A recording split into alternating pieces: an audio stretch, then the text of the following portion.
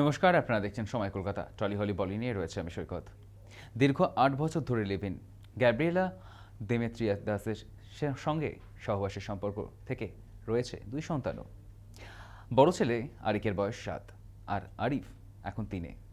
দীর্ঘদিন লিভ-ইনের পর এবার প্রেমিকা গ্যাব্রিয়েলার সঙ্গে সাত পাকে বাধা পড়লেন অর্জুন রামপাল। প্রথম স্ত্রী মেহর জেসিয়ার সঙ্গে দূরত্ব বাড়ার পর ২০১৮ সাল থেকে একসঙ্গে থাকছেন অর্জুন গ্যাব্রিয়েলা। নিয়ে রাগঢাক করেননি। বলিউড মাধ্যম সূত্রে খবর, গোয়া গিয়ে আইনি মতে বিয়ে করেছেন তারকা জুটি। সেখানকার পারদেজ সাব রেজিস্ট্রার অফিসে রেজিস্ট্রি হয় তাদের। অভিনেতা নিজেই বিয়ের যাবতীয় আয়োজন সেরেছেন বলে খবর। অভিনেতা প্রকাশ্যে বরাবরই ব্যক্তিগত জীবন লাইমলাইটের অন্তরালে রাখতেই ভালোবাসেন। অতঃপর মুম্বাই থেকে গোয়ায় উড়ে গিয়ে রেজিস্ট্রি বিয়ে সারলেও সে খবর আর গোপন থাকেনি।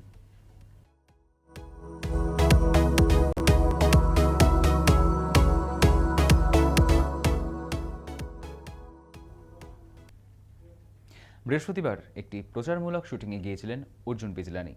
সেখানে কৌতুক শিল্পী ভারতী সিং এবং তার স্বামী হর্ষ লিম্বোচিয়ার অনুষ্ঠানে নিজের আসন্ন ওয়েব সিরিজ চুম্বকের প্রচারে যোগ দেন তিনি।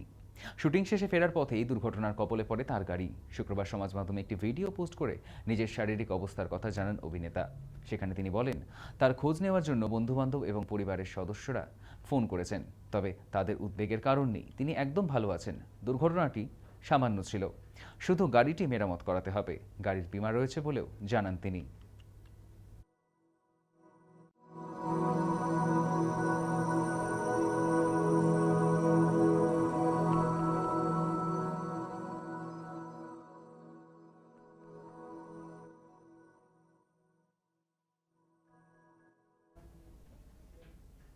তৃণমূলের হয়ে প্রচার করায় বাংলার রাজনৈতিক পালাবদলের পর কম কটাক্ষ সমালোচনার শিকার হতে হয়নি অভিনেত্রী ইন্দ্রাণী হালদারকে। শ্রীময়ী ধারাবাহিক শেষ হওয়ার পর থেকেই লাইমলাইটের অন্তরালে ইন্দ্রাণী হালদার।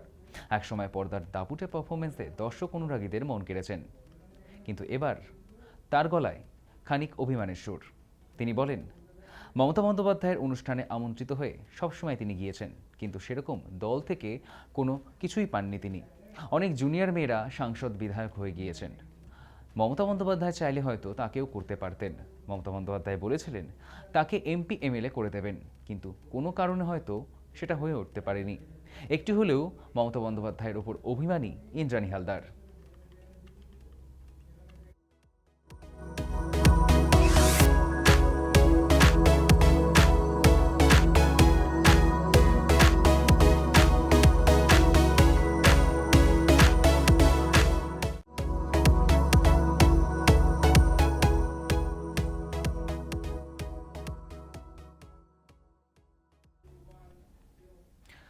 টিনসেল টাউনের অন্দরে গুঞ্জন, ৪৫ বছর বয়সে ফের মা হচ্ছেন করিনা কাপুর খান।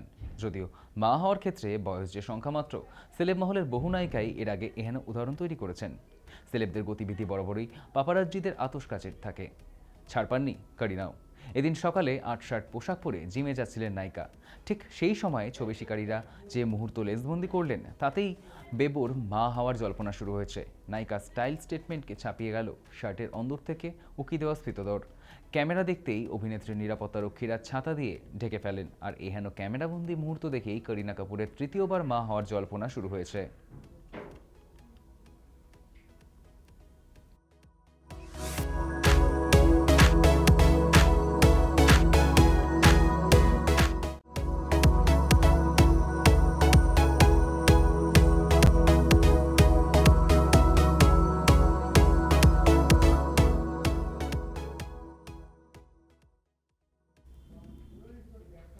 ডেঙ্গিতে আক্রান্ত হয়ে হাসপাতালে ভর্তি বর্ষিয়ান অভিনেত্রী পুনম ঢিলো।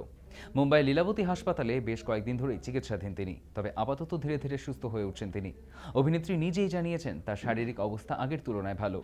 পুনমের অসুস্থতার খবর এমন সময় প্রকাশ্যে এসেছে যখন সিন অ্যান্ড টিভি আর্টিস্ট অ্যাসোসিয়েশনকে ঘিরে তুমুল অশান্তি চলছে। বর্তমানে এই সংগঠনের সভাপতি পুনম এবং পদ্মিনীর বিরুদ্ধে নিজেদের পদ ও ক্ষমতার অপব্যবহারের অভিযোগও উঠেছে। এই সংঘাত যে তাকে ব্যক্তিগতভাবে যথেষ্ট আঘাত করেছে তাও জানিয়েছেন অভিনেত্রী। এখন অবশ্য সব বিতর্ককে আড়ালে রেখে তার দ্রুত সুস্থ হয়ে ওঠাই সবচেয়ে জরুরি। হাসপাতালে ডেঙ্গির সঙ্গে লড়ছেন পুনম।